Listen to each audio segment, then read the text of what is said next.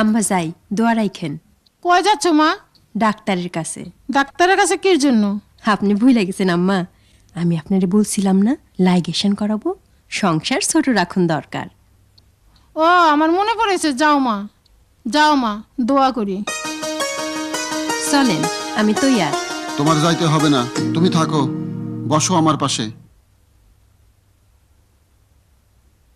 আমি চিন্তা করতেছিলাম সবকিছুই মেয়েরা বহন করুক, ঘর সংসার, শাশুড়ির সেবা, স্বামীর সেবা, আবার জন্ম নিয়ন্ত্রণের কথা যখন আসবে সেইটাও তারা করুক। ইনজেকশন, লাইগেশন, বড়ি খাওয়া, আমরা পুরুষ মানুষ বইসা থাকবো জলচকিতে। শোনো বউ, জন্ম নিয়ন্ত্রণের বিষয় এখন থেকে আমি দেখব।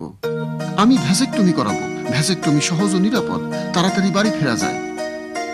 তুমি তোমার সংসারের অন্যান্য কাজ দেখো, সংসার কিভাবে ছোট রাখতে হবে সেইটা দেখবো আমি।